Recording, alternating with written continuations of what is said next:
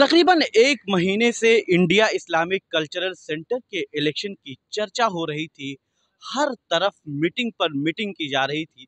कई पैनल आमने सामने आए। इस बार 20 सालों का हिसाब मांगा जा रहा था।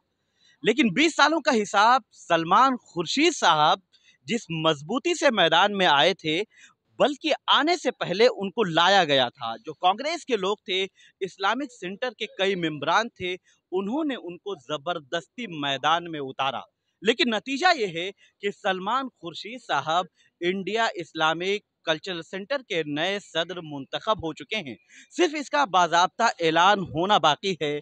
बाकी जो तमाम स्टेज लगे हुए थे, तमाम पंडाल लगे हुए थे, वो खाली है। सिर्फ सलमान खुर्शीद साहब का जो पैनल है, यहाँ पे जो उनका पंडाल है, वहाँ पे कई अहम शख्सियात बैठी हुई हैं। साबिक रुकने पार्लियामेंट मीम अफजल साहब, जो कई मुल्कों के सफ़ीर रह चुके हैं, सीनियर जर्नलिस्ट रहे हैं। नसीमुद्दीन सिद्दीकी साहब जैसे कदावर लीडर, जो उत्तर प्रदेश का बहुत अहम चेहरा हैं। उसके अलावा जो साबिक सदर ब्रिजलाल खाबरी जी हैं, ये खुद यहाँ पर बैठे हुए हैं। डॉक्टर माजिद देवबंदी साहब, जो सलमान खुर्शीद साहब के बहुत अहम सपोर्टर और अहम साथी के तौर पर जाने जाते हैं, वो मौजूद हैं। आगे बढ़ते हैं तो सुप्रीम कोर्ट के सीनियर एडवोकेट जेड के फैज़ान साहब, जो तमाम जितनी मीटिंगें होती थी, जितने जलसे होते थे, आपकी ही तकरीर से शुरुआत होती थी और असल माहौल बनाने में जेड के फैज़ान साहब का अहम किरदार, अहम रोल हुआ करता था।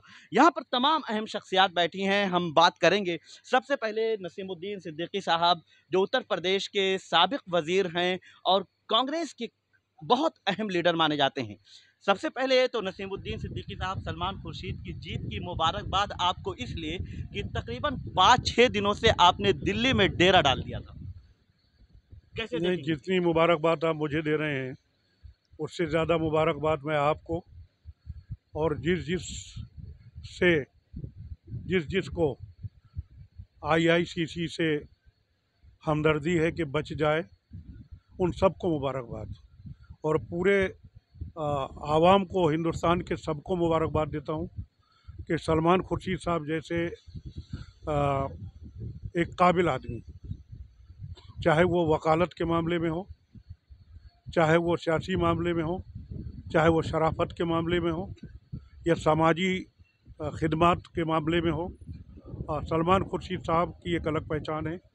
और ऐसे आदमी आज मुझे खुशी है और सबको खुशी होनी चाहिए और है भी कि ऐसे आदमी आईआईसीसी के चेयरमैन जीतने वाले हैं। अब हम उम्मीद कर सकते हैं कि बहुत सी ऐसी चीज़ें जो सालों से बिगड़ी पड़ी थी, वो सलमान साहब के आने से बनेंगी। और दिल्ली के साथ साथ हिंदुस्तान के दीगर सूबों के तमाम शहर, बड़े बड़े शहर हैं, वहाँ भी इंडियन इस्लामिक कल्चरल सेंटर बनेंगे और इसका इजाफा होगा, लोग इससे फैज़ हासिल करेंगे।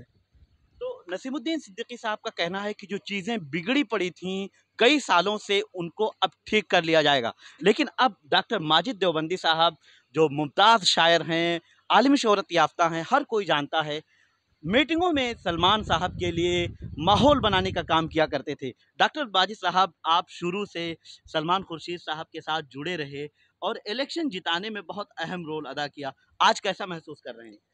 देखिए, सलमान खुर्शीद साहब का असल में कद बहुत बड़ा है, शख्सियत बहुत बड़ी है, अल्फाज कम हैं। इंसान बहुत बड़े हैं, हम लोग छोटे-छोटे से उनसे मोहब्बत करने वाले हैं।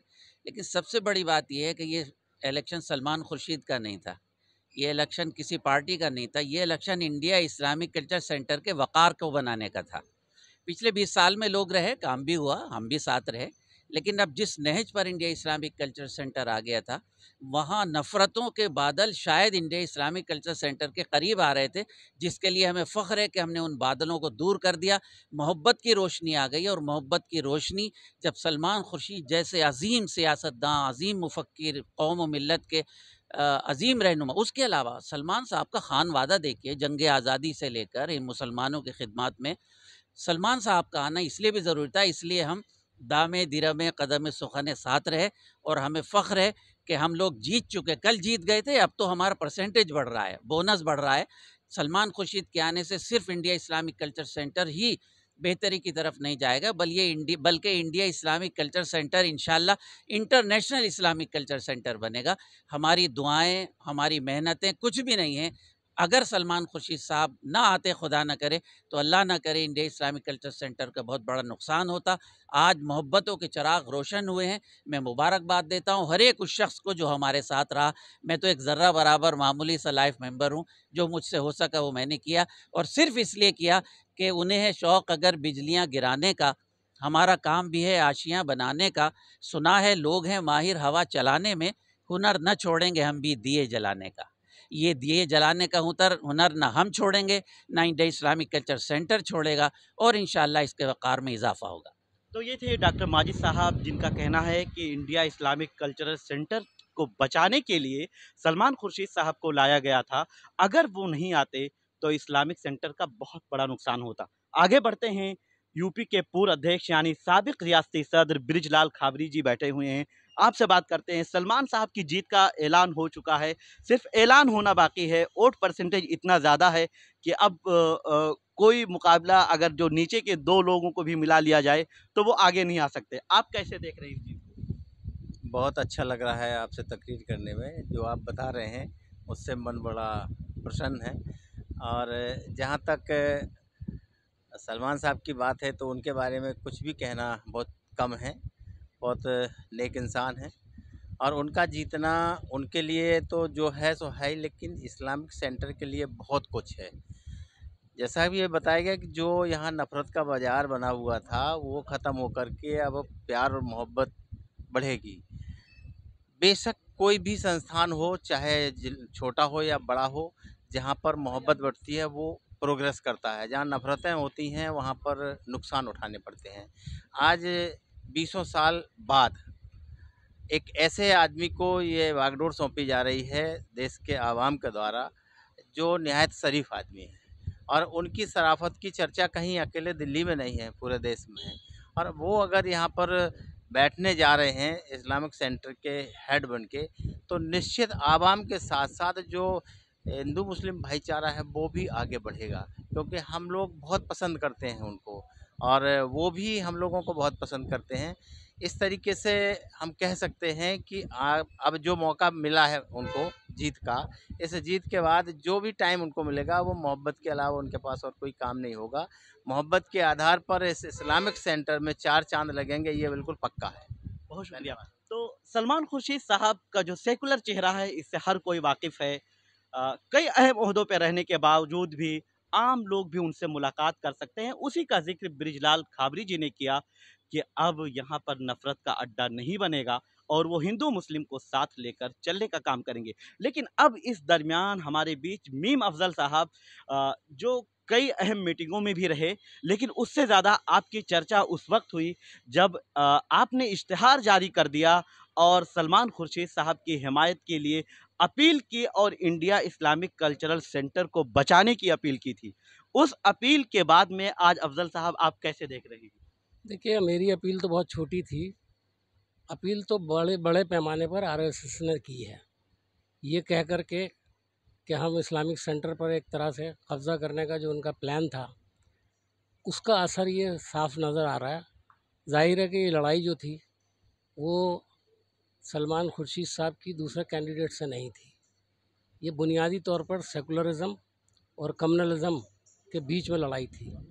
आरएसएस के जिस ऑफिस बियरर को यहाँ पर बहैसियत सदर के चुनाव लड़वाया गया, उसने पूरे देश का माहौल इस्लामिक सेंटर के हवाले से बदल दिया। जो पिछले इलेक्शन में जिस तरह का रिज़ल्ट आया है, तकरीबन वही लाइन पर जहाँ इस्लामिक सेंटर के अंदर भी लोगों ने वोट डाले, और जो लोग ये महसूस कर रहे थे कि वो बहुत सारे इदारों की तरह इस इदारे पर भी कब्ज़ा कर लेंगे, उनका ख्वाब जो है वो टूट गया है बहुत बुरी तरह से। तो मैं ये कहना चाहूँगा कि सलमान साहब की शख्सियत के ताल्लुक़ से आपने काफ़ी लोगों से सवाल किए। मैं ये कह सकता हूँ कि वो न सिर्फ ये कि बहुत शरीफ और शानदार आदमी हैं, बहुत तालीम याफ्ता हैं, और उन्होंने जिस तरह से फॉरेन मिनिस्टर रहते हुए काम किया इस देश के अंदर, उसका लोहा तो बड़े बड़े लोग मानते हैं। मैंने फॉरेन मिनिस्ट्री में काम किया है, कई मुल्कों में मैं एम्बेसडर भी रहा हूँ और मैंने उनका काम देखा है। हिंदुस्तान की जो टॉप ब्यूरोक्रेसी है उसके अंदर सलमान साहब को जो इज़्ज़त हासिल है वो उतनी ही इज़्ज़त हासिल उनको है जिस तरह से आम लोगों के अंदर उनको हासिल है। इसलिए मैं समझता हूँ कि इनके आने से इस्लामिक सेंटर का रंग और रूप और उसकी चाल और ढाल सब बदलेगी और ये सेंटर एक कॉफ़ी हाउस या एक क्लब की तरह ना रह करके यहाँ एक इंटेलेक्चुअल एक्टिविटी शुरू होगी और बड़े लोगों से इसका राब्ता कायम होगा और इसको एक हिंदुस्तान में तो इसको अहमियत बहरहाल लोग देते हैं, चूँकि बड़ी तादाद में इसके मेंबर पूरे हिंदुस्तान से हैं, लेकिन उसके साथ साथ इंटरनेशनल लेवल पर भी इंडिया इस्लामिक कल्चर सेंटर का नाम बड़े नुमाया अंदाज में आपको सामने नज़र आएगा। तो इसलिए मैं यही कह सकता हूँ कि आने वाले वक्त के अंदर हम इस्लामिक सेंटर की बेहतरी इसमें देख रहे हैं और ये इदारा जिसमें बहुत से काम हुए, मैं ये नहीं कहता हूँ कि काम नहीं हुए, बहुत से काम हुए, लेकिन कुछ जो काम रह गए थे और जिसकी बाकायदा लोग बाकायदा अक्सर उसके लिए आवाज़ उठाते हैं, वो लोग भी अब ये महसूस करते हैं कि इसमें बदलाव अब यकीनी है। लेकिन अफजल साहब, आप बात कर रहे हैं आरएसएस की और सेकुलरिज्म की। कम्युनल और सेकुलर दोनों अलग अलग चीज़ें हैं, दोनों अलग नज़रिया और विचारधारा हैं। आप जब बात कर रहे हैं, लेकिन आरएसएस का यहाँ पर कौन था? क्योंकि आरएसएस की जब बात आप कर रहे हैं तो आरएसएस का तो कोई यहाँ पर मेंबर नहीं है, आरएसएस का कोई इलेक्शन नहीं लड़ रहा था। शायद आप उनके किसी समर्थन या उनके हिमायत याफ्ता उम्मीदवार की बात कर रहे हैं, लेकिन वो काफ़ी नीचे चले गए हैं। उसके अलावा जो कई और उम्मीदवार मैं थे। आपको ये कह रहा हूँ कि उन्होंने ये उम्मीद की थी कि चाहे वो पुराने प्रेसिडेंट हैं, चूँकि उन्होंने अपने पैनल में उनका नाम रखा था और उनका बहुत असर है, इसमें कोई शक नहीं, उनका असर है। लेकिन इस चॉइस की वजह से, और आपने कहा कि आरएसएस राष्ट्रीय मुस्लिम मंच क्या है, किसने बनाया? भारतीय जनता पार्टी ने नहीं बनाया। ये इंद्रेश साहब जो आरएसएस के कार्यकर्ता हैं और इम्पोर्टेंट आदमी हैं, ये उन्होंने बनाया है और ये कैंडिडेचर वहीं से आया है और इसका एतराफ़ खुद इस पैनल में रहने वाले लोग कर रहे हैं। मैं आपको ये कहना चाहता हूँ, खुद इस पैनल के अंदर जो लोग चुनाव लड़ रहे थे वो ज़ाती तौर पर गुफ्तगू करते हुए मुझे कह रहे थे कि ये बहुत बड़ी गलती हमसे हुई है और हम इलेक्शन नहीं जीतेंगे। यानी उनके मानने वाले और उनके चाहने वाले जो समझ रहे थे कि एक नाम के ज़रिए से ये यहाँ पर दस्तबरदार, यानी जो इनकी दस्तबरदारी ऑलरेडी हो चुकी है, यहाँ से जा चुके थे, वो वापस आने की जो कोशिश कर रहे थे, वो मौका उनको नहीं मिला। और इसलिए मैंने कहा कि ये आरएसएस का पैनल था। आरएसएस का पैनल नहीं था, लेकिन कैंडिडेट उनका एक सदर का जो था वो आरएसएस का था और सदर जो है, आप जानते हैं, अगर वो है तो फिर लोग उसकी शक्ल देख के ही आज जो उनकी हालत हुई 5वें नंबर पर चले गए, वो इसलिए चले गए कि खुद उनके पैनल में शामिल जो लोग थे उन्होंने उनके खिलाफ वोटिंग की है। पैनल में शामिल लोग जो थे उन्होंने उनके खिलाफ वोटिंग की है, जो मेरी इत्तला है। इसलिए मैं ये कह रहा हूँ कि ये आरएसएस और एक तरह से सेकुलर जो कैरेक्टर के लोग हैं उनके दरमियान में लड़ाई थी और ये लड़ाई जाहिर है कि इस वक्त जो पूरे मुल्क में ट्रेंड बदल रहा है, ये उसका एक बड़ा सबूत है। ठीक है, शुक्रिया अफजल साहब। तो अफजल साहब ने जो अखबारात में इश्तिहारात जारी किए थे और लोगों से या मेंबरान से जो अपील की थी, उसका कहीं ना कहीं असर देखने को मिला है और वो आपकी बातचीत में भी वाज़ेह होती है। लेकिन अब हम चलते हैं जो सुप्रीम कोर्ट के सीनियर एडवोकेट हैं, जेड के फैज़ान साहब, सलमान खुर्शीद साहब के दोस्तों में से हैं। आपसे इलेक्शन के दौरान भी मैंने बात की थी। आपने इस्लामिक सेंटर के हवाले से, इस्लामिक सेंटर के आगाज़ से लेकर पूरी तफसीली बातचीत की थी। आज हम बात करेंगे सलमान खुर्शीद साहब की जीत की, उनकी जीत में अहम किरदार अदा करने की, और ये करिश्मा कैसे हुआ, उस सब पर बात करेंगे। जेड के फैजान साहब, चाहेंगे आप थोड़ा सा आगे आएँ ताकि तफसीली बात होगी आपसे। तो सबसे पहले तो आपको मुबारकबाद मैं पेश करूंगा, क्योंकि कई मीटिंगों में मैंने देखा कि आप की ही तकरीर से जब आगाज़ जलसे का होता था और उसके बाद में आप पूरा एक समा बांधते थे, माहौल बनाते थे कि सलमान खुर्शीद साहब को सेंटर में लाना क्यों ज़रूरी है और जो दूसरे लोग हैं सेंटर में उनको हटाना क्यों ज़रूरी है। यहीं से शुरुआत होगी। नहीं, वो तो देखिए ऐसा है, कहते हैं ना कि आफ़ताब ताज़ा पैदा वतन गीती से हुआ। आफ़ताब के माने सूरज और खुर्शीद के माने भी सूरज के होते हैं। तो आफ़ताब ताज़ा पैदा वतन गीती से हुआ, आसमां इन डूबते तारों का मातम कब तलक। तो जो आप पिछले इंटरव्यू की बात कर रहे हैं तो वो तो बात हुई, मैंने कही और मैं I stick to my words, लेकिन अब उनको दोहराने से क्या फ़ायदा। रिजल्ट अभी गो की आना बाकी है, फॉर्मल अनाउंसमेंट होना बाकी है। और तकरीबन जीत तो नहीं, तय वही है, कुछ मैं वही बाकी कह नहीं रहा बचा था है। कि 250-300, लेकिन सलमान खुर्शीद साहब तो कितनी लंबी मार्जिन से लीड है और वो डिक्लेयर्ड हैं, इसलिए कि सारे का सारा वोट जो बचा हुआ है उसमें से एक भी ना मिले तो भी जीते हुए हैं। सवाल सिर्फ जो है वो मार्जिन का है, ये कितने मार्जिन से वो जीतते हैं। दूसरी खास बात यह है कि सलमान साहब का पैनल भी ऑलमोस्ट निकल रहा है, वो तो फाइनल रिजल्ट जब आएगा तब बात सामने आएगी, लेकिन ऑलमोस्ट उनका पैनल भी निकल रहा है, ये भी खुशी की बात है। तो मैं तो सिर्फ ये कहूँगा कि मुझे खुशी इस बात की है, सलमान साहब जीत रहे हैं तो मुबारकबाद पेश करना चाहता हूं सलमान साहब को। अभी जब फॉर्मल जीत का अनाउंसमेंट होगा तो करूंगा उनको मुबारकबाद, इसलिए कि जब चीज़ फाइनल हो जाए तब मेरा अपना एक तरीक़ाकार है, नंबर एक, और तब मैं वोटर्स को भी। लेकिन वोटर्स ने जिस तरीके से पॉलिटिकल अवेयरनेस, इसलिए कि पॉलिटिक्स का मतलब ये नहीं कि हमें आदमी एमएलए एमपी की सियासत करे वही इलेक्शन होता है ना हर जगह, तो पॉलिटिकल अवेयरनेस का सबूत दिया, वो बड़ी बात है। बुनियादी बात जो मैंने कही थी मैं वही आपसे अर्ज कर रहा हूँ कि हुआ ये है कि सलमान खुर्शीद साहब की जीत जो है वो सलमान खुर्शीद साहब की जीत नहीं है, बल्कि उसको आप सेकुलरिज्म की जीत को के जाविये से देखिए।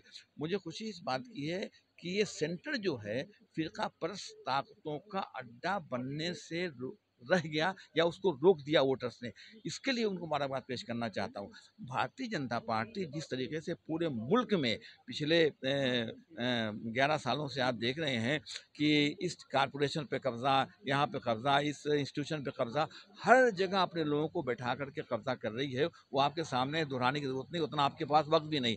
तो उसी को देखते हुए आप देखिए कि यहाँ पर भी वो इंडिया इस्लामिक कल्चर सेंटर की अपने आप में एक अहमियत है। ये इसका रिकग्निशन जो है वो पूरे नेशनल लेवल पर नहीं, इसका रिकग्निशन जो है इंटर इसका इसका इसका इसका रिकग्निशन जो है वो इंटरनेशनल लेवल पर है।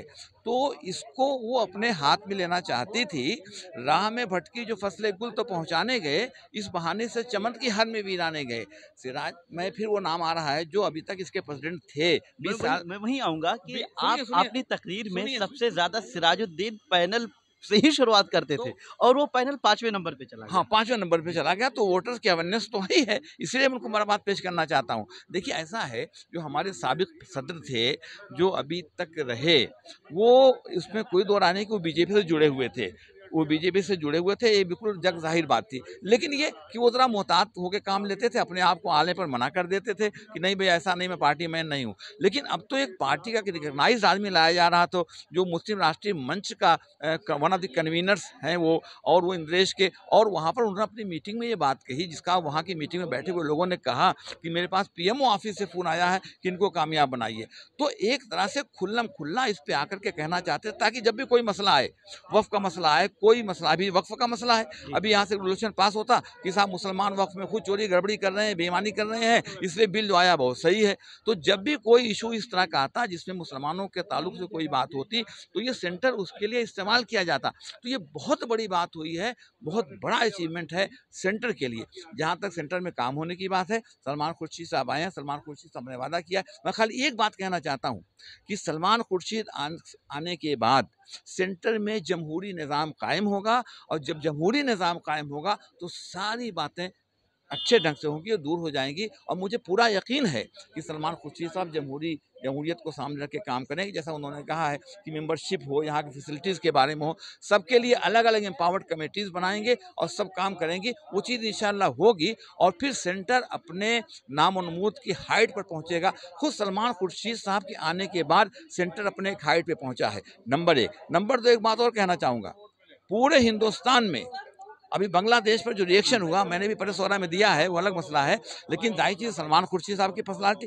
सलमान खुर्शीद साहब ने जो रिएक्शन दिया कि जो हालात पूरी दुनिया में जो बांग्लादेश में हुए हैं, अगर हमारे मुल्क के हालात भी ऐसे होंगे तो ये रिएक्शन तो कहीं भी हो सकता है, यहाँ भी हो सकता है, और बड़ी मजबूती से रहे। तो इससे हम उम्मीद करते हैं कि सेंटर जो है वो मुसलमानों के मसाइल को उठाने में, और जब भी कोई इस तरह की बात आएगी वो मजबूती से सलमान खुर्शीद साहब उठाएंगे और यहाँ का जो इंटरनल मामला है उसको भी ठीक करेंगे। एक आखिरी सवाल, जी, बिल्कुल, आपने इलेक्शन के मुतालिक जब बात हुई थी तो आपने मुस्तकबिल को लेकर बात की थी कि इस्लामिक सेंटर का मुस्तकबिल, तब मैंने ये सवाल किया था जी। कि इस्लामिक सेंटर का मुस्तकबिल आप कैसे देख रहे हैं? अब सलमान साहब की जीत हो मैंने गई कहा है, था कि आप सेंटर, कैसे देख मैंने रहे हैं? कहा था उस वक्त भी जी। कि सेंटर का as far as centre is concern वो क्या हो रहा है क्या नहीं हो रहा है, लेकिन उसका मुस्तकबिल है सच जो है उसको हम डार्कनेस से नहीं देख रहे थे। सलमान खुर्शीद साहब के आने के बाद तो तामनाक हो गया, वो बिल्कुल सामने है। वो इंशाल्लाह ताला बहुत मजबूती से सेंटर जो है वो आगे बढ़ेगा, समझे आपने, और जी, काम करेगा वो। बहुत जी, जी। शुक्रिया। तो ज़ेड.के फैज़ान साहब सलमान खुर्शीद साहब के दोस्तों में हैं। काफ़ी मेहनत की थी, मैंने कई पहले भी अहम कहा था मीटिंगें की कि थी। सलमान खुर्शीद साहब की तरफ से कि भी राहे जुनून शौक में बढ़ने तो दे कोई, मंजिल जगह जगह न बना दूं तो बात क्या। अब सलमान खुर्शीद साहब आ वो गए हैं, मंजिल मिल गई वो आपको। मंजिल मिल गई है, वो मंजिल पे पहुंच गए हैं, वो काम होगा इंशाल्लाह। जी, जी। जी बहुत जी शुक्रिया। बोलो।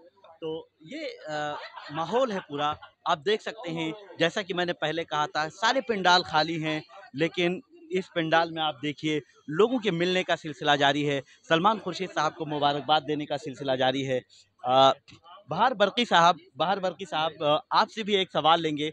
बहार बरकी साहब ने सलमान साहब का उस वक़्त साथ दिया था और उससे पहले सिराजुद्दीन कुरैशी पैनल में हुआ करते थे, लेकिन आखिर में सबसे आपने साथ छोड़ा था, और साथ छोड़ने की वजह क्या थी? नहीं, साथ नहीं छोड़ा। एक कोशिश सेंटर को बचाने की है। जी। उसमें बहुत से लोग उस साथ कोशिश थे, में कामयाब हो गए अंदर आप। से शायद वो भी साथ रहे हों, जी। इसलिए कि उनकी मजबूरियां भी कुछ हो सकती हैं। I can understand from the human constraint point of view, I can not blame anybody else. लेकिन देर आए दुरुस्त आए, हाँ कुछ तो मजबूरियां रही होंगी, यूं कोई बेवफा नहीं होता। तो हम तमाम लोग सेंटर के साथ में हैं, सराज साहब के भी एक्सपीरियंस से फ़ायदा उठाया जाएगा। आज लेकिन कैसा इस महसूस कर रहे हैं जीत के बाद? जीतने के बाद यकीनन सातवें आसमान पे महसूस कर सकते हैं हम। It's not only Jeet but it's a Triumph for the cause of the centre. The centre is saved now properly. बहुत शुक्रिया आपका। तो मैं अब आपको सलमान खुर्शीद साहब के पास ले चलता हूँ। कई दिनों की मशक्क़त और मेहनत के बाद इसी पंडाल में आप 4 दिनों से बैठे हुए हैं। सलमान साहब, सबसे पहले तो आपको जीत की मुबारकबाद। मैंने आपसे कई बातचीत की थी, लेकिन ऐलान होना ही, सिर्फ एक रस्मी ऐलान होना बाकी है। इतनी मार्जिन आपकी है जितने वोटों की गिनती अब बाकी भी नहीं बची है, तो इस तरह से सिर्फ ऐलान होना बाकी है। 4 दिनों से आप इसी पंडाल में बैठे हुए हैं, जीत का इंतज़ार था, वो जीत आपको मिल गई। लेकिन इलेक्शन के दौरान जब आप कई सारे ऐलान करते थे, ख़ास तौर पे आपने उन लोगों के एक जवाब दिया था और 24 घंटे का सवाल किया था, वक्त दिया था कि 24 घंटे के अंदर जवाब दें, वो जवाब नहीं दे सके थे। क्या उसी को आपने जीत में बदल दिया? देखिए, जो सवाल करे जाते हैं वो जो एक जमहूरी निज़ाम होता है उसमें लोग सवाल उठाते हैं, उनके जवाब मिलने चाहिए। और अगर वो बुनियादी सवाल थे तो उनका जवाब इलेक्शन के बाद भी मिलना चाहिए। हमको किसी चीज़ को नज़रअंदाज नहीं करना चाहिए। अगर कुछ सवाल मुझ पे उठे थे तो मुझे उनका जवाब इलेक्शन के बाद भी देना चाहिए, और अगर किसी और से सवाल पूछे थे तो इलेक्शन के बाद भी वो जवाब देने चाहिए। लेकिन इलेक्शन का माहौल कुछ और होता है, तो जवाब देने का मुमकिन है कि जो तरीका है वो बदल जाए, लेकिन जवाब तो आने चाहिए ना। आवाम के सामने बात पूरी वाज़ेह होनी चाहिए कि क्या हकीकत है, क्या सच्चाई है। मैंने जो जवाब दिए थे उनके सवालों के, उन जवाबों में मैंने ये कहा था कि हम मुस्तक़बिल में क्या करेंगे। मैंने ये कहा था कि जो उन्होंने सवाल उठाया है वो बेबुनियाद है। 3 साल, 5 साल, 2.5 साल, 5 साल एक्सेट्रा। लेकिन मेरा ये मानना है और सब लोगों की राय जो है वो इससे मिलती है कि, और मेरा ये मशवरा है और मेरी कोशिश रहेगी कि जो टर्म होता है, हर एक अहदेदार का जो टर्म होता है वो 3 साल होना चाहिए, 5 साल नहीं होना चाहिए। लेकिन इसमें हम सब लोग आपस में मिल के वोट डालेंगे तब हम उसको 3 साल कर पाएंगे। इसलिए कि 3 साल में कोई काम अगर कर सकता है तो 3 साल में कर लेगा, 3 साल में नहीं किया तो और 2 साल में क्या कर लेगा। और इसके अलावा 2 टर्म से ज़्यादा टर्म्स किसी को नहीं मिलनी चाहिए। 3 साल का टर्म हो, 3 साल का टर्म हो, उसके बाद आपको इत्मीनान से बैठकर और लोगों को मशवरे देकर उनसे काम कराना चाहिए। बस सलमान साहब, आपका कीमती वक्त है, लेकिन एक सवाल बहुत अहम है कि आपको इलेक्शन से पहले डायरेक्टर जनरल बनने की, वाइस प्रेसिडेंट बनने की के ऑफर मिले, पेशकश की गई और आपने उस पर सवाल भी उठाया था, लेकिन आज आप प्रेसिडेंट सवाल आपने इस उसमें कह रहे हैं कि जी, मुझे डायरेक्टर पेशकश की जनरल जा बन रही है जाए, कि उस पर आप तो मैंने सिर्फ ये कहा कि अगर ये हो जाता है तो कल को मानिए हमारी हुकूमत बन जाए और हुकूमत में मुझसे पूछा जाए कि आप क्या फॉरेन सेक्रेटरी बनना चाहेंगे, तो मैं क्या जवाब दूंगा। मैं लॉ मिनिस्टर रह चुका हूं और मुझसे कोई कहे कि आप जो है क्यों नहीं सोलिसिटर जनरल बन जाते हैं हिंदुस्तान के, तो मैं क्या जवाब दूंगा। तो मैंने जवाब नहीं दिया था, मैंने लोगों पर छोड़ दिया था कि वो इस जवाब को खुद ही समझ जाए। जो आपने सादगी के साथ जवाब दिया था, लोगों ने उसको समझा, मेंबरान ने उसको समझा, देखा और परखने के बाद में आपको वोट दिया। लेकिन अब आप पे जो जिम्मेदारी आयद होती है जीतने के बाद, ये कहा जा रहा था लोग मुकाबले में आएंगे, आसपास भी कोई दिखाई नहीं दे रहा है, काफी लंबा फर्क है, जिम्मेदारी ज्यादा। आपने मुझसे पूछा था कि आप किसके साथ मुकाबले में हैं, मैंने कहा मैं अपने साथ मुकाबले में हूँ।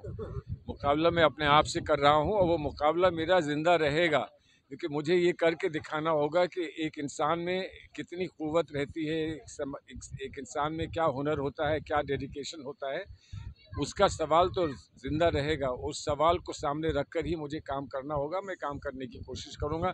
हमारे यहाँ सब साथी बैठे हैं, सब लोगों ने कुछ सियासत अपनी ज़िंदगी में की है, वो सब जानते हैं कि सादगी से जवाब कैसे दिया जाता है और सादगी के जवाब का क्या असर होता है, ये लोग सब जानते हैं।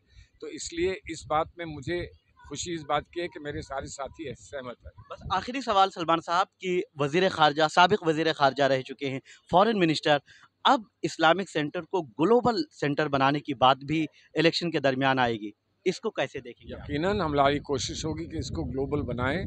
अगर हमारा पैगाम, अगर हमारी आवाज़ दुनिया में हर कोने तक नहीं पहुंचती है और हम महदूद रह जाते हैं सिर्फ एक ख़ास दिल्ली के एक मोहल्ले में, तो फिर क्या फ़ायदा होता है।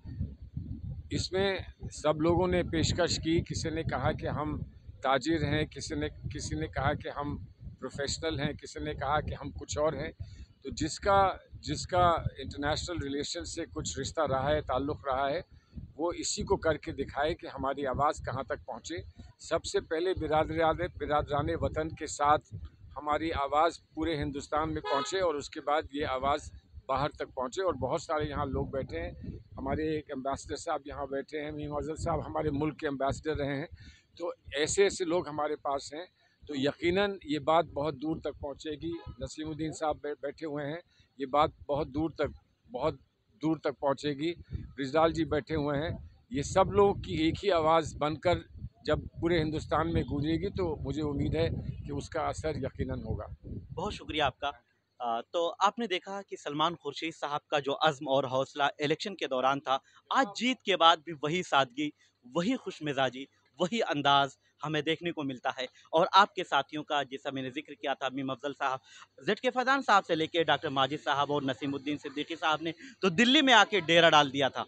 बहरहाल ये जीत की अलग खुशी है, जीत का माहौल है। और दूसरे खेमे में या बागी खेमों में अगर कहा जाए या मुखालिफ खेमे की बात कर ली जाए, तो वहाँ पर पूरी तरह से सन्नाटा नज़र आता है। और सलमान खुर्शीद साहब ने अपने उसी अज़्म का इजहार कर दिया है कि मैं ग्लोबल सेंटर बनाने के लिए ही काम करूँगा, लेकिन उससे पहले बिरादरान वतन यानी मुल्क के दरमियान एक इस्लामिक सेंटर का जो पैगाम देना था, जिसके तहत ये क़याम अमल में आया था, वो काम किया जाएगा और तमाम साथियों की खिदमात भी ली जाएंगी। मैं अपने साथी मोहम्मद समीर के साथ निसार अहमद खान, भारत एक्सप्रेस, दिल्ली। हमारी वीडियो आपको पसंद आए तो लाइक कीजिए, शेयर कीजिए और सब्सक्राइब कीजिए। साथ ही कमेंट बॉक्स में आप अपनी राय भी ज़रूर दें। और हाँ, अगर फेसबुक पर आप वीडियो देख रहे हैं तो हमारे पेज को फॉलो करना ना भूलें।